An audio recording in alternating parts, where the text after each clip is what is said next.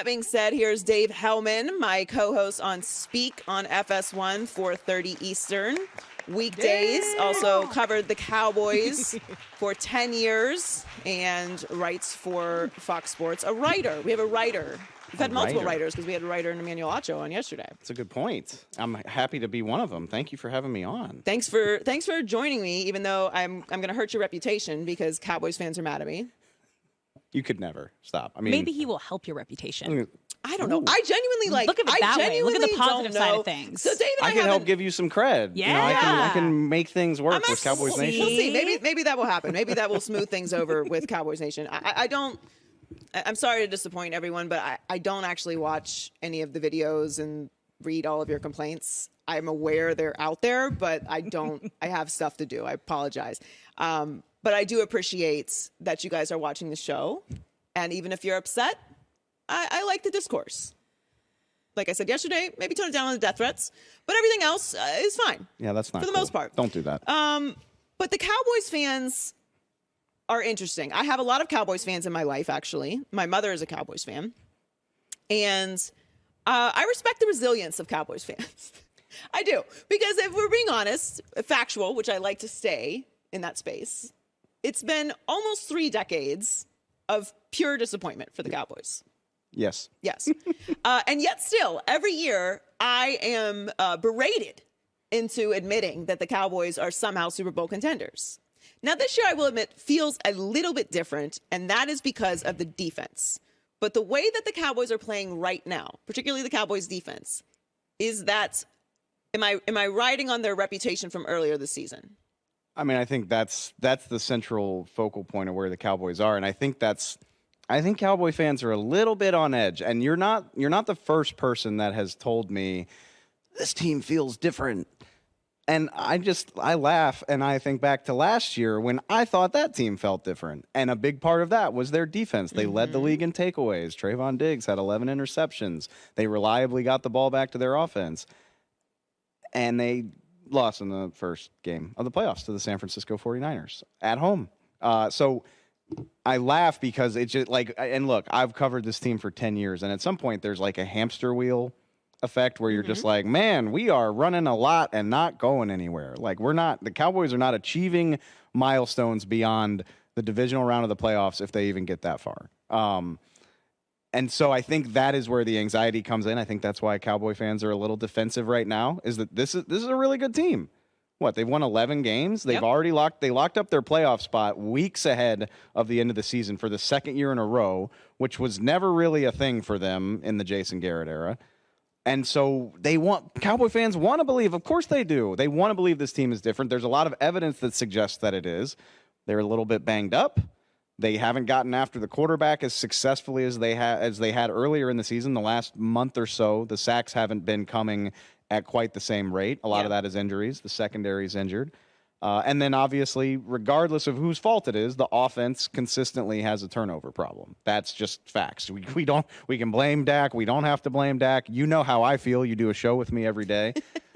But the point is like, this is a good team, but there's a lot of evidence that suggests that they play the type of football that might bite them in the playoffs. And so I think Cowboy fans are just very, very anxious right now, thinking like, are we going to do this again? Are we going to have a team that's capable of winning 11 and 12 games and not make any noise in the playoffs? Because that's what it's all about. Well, you and I joke about the Cowboys juice because I was with you on the Cowboys last year. Despite what Twitter will tell you, I am a huge Dak defender and Dak fan. As Alex brought up when we were in the break, I advocated for Dak to get paid the entire time, mostly because I thought it was outrageous, this idea that Dak shouldn't be paid when he did all that he did for the Cowboys. Like, oh, well, if we pay Dak, we're not going to have players around. What? Why is that my problem? I'm a 4th-round draft pick. Look what I've done for on that salary. If you couldn't put players around me then, what do I care that if I get paid, you can't put players around me? Then you can't figure it out. Like, that's how that works. I'm glad Dak got paid. I thought he should have been paid before Zeke. And I think that you can win a Super Bowl with Dak. My question with the Cowboys is, and this is where I got last year when I was with you, thinking that they were able to make a run, and it was a disappointing exit. in the most disastrous way possible from the playoffs, is what do they actually need to make a run? Because it feels like they have everything. They have a quarterback capable of winning a Super Bowl. I know everyone bangs on their skill positions. I don't think that their receivers are that bad. I think CeeDee Lamb is fully capable. They clearly have a running game that is top in the league. They have a defense. They have a Super Bowl winning coach. What is this mysterious amoeba that keeps the Cowboys from winning? That's a really good question, and I think you make a good point. I mean, I could sit here. I don't think the Cowboys' skill players are as good as they could be, specifically in the passing game. I think. Sure, they should have kept Amari Cooper. Yeah, I mean, I could do a whole show on that. I think I've been banging that drum since they traded him. And so, I mean, there are things you can identify, right? Like, especially with the injuries they're suffering right now, the cornerback position outside of Trayvon Diggs really doesn't look inspiring.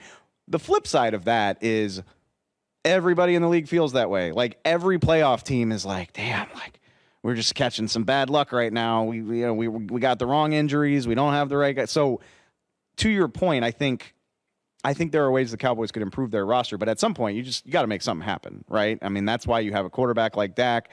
That's why you have one of the best 3 pass rushes in the league. Again, I mean, we how often do we talk about what the Bengals were able to do last year? Well, that is not an inspiring roster, right. and they were able to run through the playoffs. I was thinking of the Bengals when you were saying that. We're talking to Dave Helman, my co-host on Speak on FS1. I was thinking of the Bengals. I'm like, everyone always wants an excuse, right, for why it doesn't work for them. But the Bengals, to me, reset the clock on everybody. Like, honey, you don't need a perfect team. You don't need a perfect quarterback. There's plenty of people that don't think that Joe Burrow is the best quarterback or even in that category in the league. Now, they're wrong, but they think that. They think Mahomes, Herbert, Josh Allen, Lamar Jackson, like, they can go on and on and on with the quarterbacks that are better than Joe Burrow. He had a terrible offensive line. He was running for his life. He took a 2-14 Bengals team to the Super Bowl. So you're telling me that was all Jamar Chase? And we see this, you see it pretty reliably. Like, of course, the 1 and 2 seeds in any playoffs they have a leg up, right? Especially the team with home field advantage. But you see, I don't want to call them lesser teams, but wild card teams, teams that are down the seedings. I mean, I know the Bucs were loaded, but they were a wild card the year they won the Super Bowl. They got swept by a Saints team that still had Drew Brees. Maybe not Drew Brees at his peak, but still. And they went on the road in the playoffs and won a game against them and then won at Lambeau in January. Like, year after year, it's mathematically certain somebody has to string a run of wins together, right? And not all of those teams are the best team in the league. And you're right. I mean, I could sit here and give you half a dozen reasons like, oh, the Cowboys pass protection, if it could just be a little better, if they just had a better number 3 receiver. But at the end of the day, like, this is a good enough team to make noise in the playoffs. And again, I think, to go back to my original point, I think that gives Cowboys fans anxiety because they know this is a good team. They know they can run the ball, they can rush the passer, and they have a pretty damn good quarterback. Like, those are 3 really important things toward making noise in the playoffs. And if they can't do it this year, and I mean, I'm not even saying Super Bowl, but like, at least make some noise, win a game, maybe get to the NFC Championship game for the first time since 1996, the 95 season. Look, obviously, every team wants to win a Super Bowl, and I don't like saying it's a good season if you don't, because no one wants to hear that. And I'm about winning, so I get that. But you also have to assess where you are and what you've been. So making it to an NFC Championship game, if you're the Dallas Cowboys, is an unbelievable season, regardless of how it goes. But see, Cowboys fans don't want to hear that. Well, I think to some degree they do. I think a lot of Cowboy fans would be happy with that. That is a sign of progress that they have not seen. But again, it's such a special fan base because of all the weird circumstances. It's a huge fan base. It's a national fan base. It's a polarizing team. If you don't love them, you hate them. And so anything short of winning the Super Bowl is going to get you clowned on. That's just what it is. And it doesn't matter. They could let's say they get to the NFC title game and they lose a classic at the gun. You think anybody's going to give Cowboy fans any grace? I don't know. Look, not very many. People who hate Cowboys fans when the Cowboys won't, but I think that would be unreasonable. It would be. Like, a great It would be unreasonable, but it won't stop it from happening. No, correct, because we are an unreasonable people, sports fans. We don't make any sense. Right. But I would give the Cowboys a lot of credit if they had a great game in the NFC Championship game and lost to a better opponent. Sure. Like, okay, that's a great season. I actually even think that Jerry would be happy with that. So I think so too. Who do you feel most confident in, Dave, in the NFC? Because obviously you have to put together those wins to get to the Super Bowl. We won't predict the Super Bowl because whatever, we'll get there when we get there. There's no fun in that. Right now, everyone's a little injured. There's a lot of stuff going on. Yeah, I hate that question. Well, because everybody, like you look at... I really do. I know, but I'm asking it anyway. You look at each team in the NFC playoffs right now, just assuming we go chalk and nothing weird happens. Everybody has a question mark. Like Philadelphia, Jalen Hurts is banged up. Lane Johnson is banged up. They have other injuries as well. Minnesota is just weird. They're the weirdest team in the league. Weirdest team in the league. Great record, but weird. San Francisco has a 7th-round rookie playing quarterback, albeit doing an amazing job, but we aren't in the postseason yet. I mean, Tampa. Sure. Okay. Dallas, we just discussed. And the Giants in Washington, let's say it's any version of the Giants, Washington, Seattle, or Detroit. I mean, what are we making of that? Don't forget the slim possibility that the 2-time MVP backs his way into the playoffs. Yeah, there's that's going to take quite a bit of a miracle, but still could happen. It's out there. Like, Man. who do you got right now? You got to pick. Yeah. Who do you feel most confident in? Because you talked about the top teams in the league. Like, to me, I agree with you. Like, it's weird. These playoff teams, they go on runs. You've got to string together these wins. But that's why I still lean on Philadelphia. Yeah. Philadelphia is a logical answer, and I think it's easy to talk yourself into, like, Jalen Hurts is going to have some time to get right before they have to play a meaningful game. And Lane Johnson, he's the best right tackle in football. He's tough as nails. If anybody can play through that injury, he can.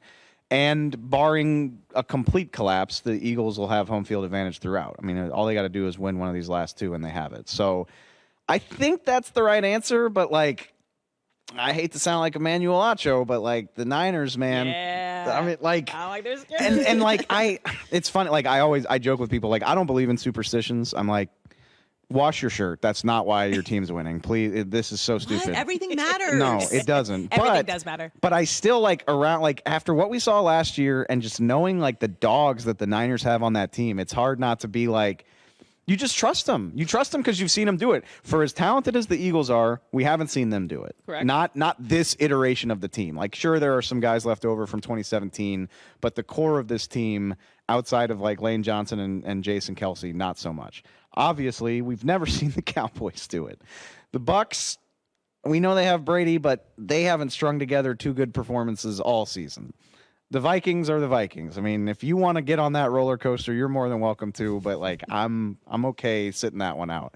And then you're like, yeah, we know the Niners can do this. We know they've got, like, 6 all-pro caliber players on their roster. So Philly's the safe answer, but, like, in my heart of hearts, I'm like, I don't know. I don't want any part of the Niners right now. I think the Niners, even with the questions about how Brock Purdy is going to perform in the postseason, I think it's a perfectly reasonable answer. I mean, you're right. Most of that roster has done this before. They're a quarterback-proof team. I think I believe that. Like, as long as Purdy doesn't melt down to an absurd degree, like a 4-turnover day, I think they're a quarterback-proof team, which is a tough thing to be in the NFL. Well, barring the defensive collapse, which we've really only seen against the Chiefs. Yeah. So then Super Bowl. Right. There's nobody on the NFC. There's nobody on the NFC side of the bracket that should scare you. And then you get a one-off game against whoever comes out of the AFC. I can't wait for these playoffs. They're going to be so good. It's going to be amazing. It's just been so much parity in the league, and I love when we have questions about everyone because that makes it exciting. It makes fan bases out of their minds that they believe that their team has a chance, and why not? Because they really all do. Because everyone has a question mark at this point in the season. I've been thinking about this a lot too. It's exciting as well because, and I'm not trying to, like, usher Tom Brady and Aaron Rodgers into retirement.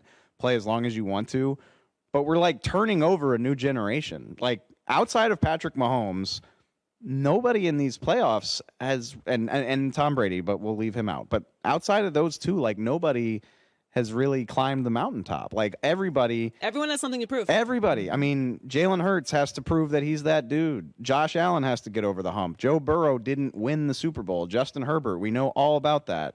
If Lamar Jackson can get healthy, that's a fascinating storyline.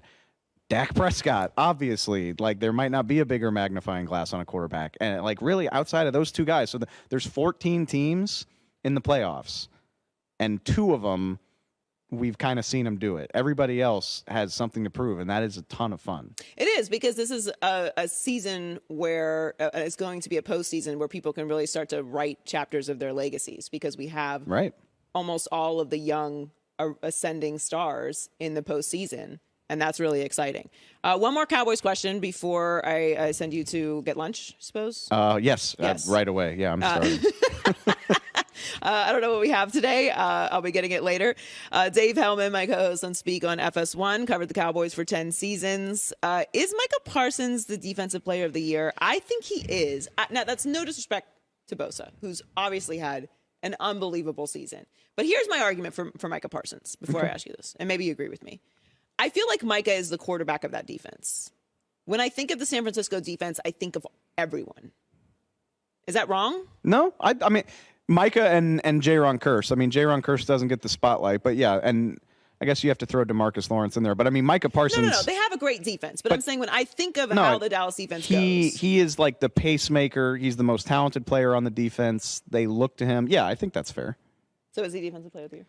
You know what's? I mean, I love Micah, and I think you can easily put a case together. And I think the case that you put together is all of the different things he does. Like he rushes the passer like a madman. He makes impact plays. Like he's one of those guys who seems to be attracted to the ball. Like he's always around the ball if it's on the turf. He scored a touchdown against the Bears. He's made plays in coverage as a true off-ball linebacker. He's better as a pass rusher, but he's just the most versatile defender in the NFL. The problem, I think, is we know these words are narrative-driven, and I think Bosa's been more consistently making plays. You know, and Micah's very banged up. Like you can tell watching him that he's fighting through a lot of stuff. But, you know, he had 2 sacks against the Giants on Thanksgiving, and I believe he had 1 sack. He had 1 sack against the Jags. Another play. If the Cowboys beat the Jags in that crazy game, we're talking about how Micah fell on the ball to ice the game and keep Trevor Lawrence from winning. So, yeah, like he always has a knack for making these plays.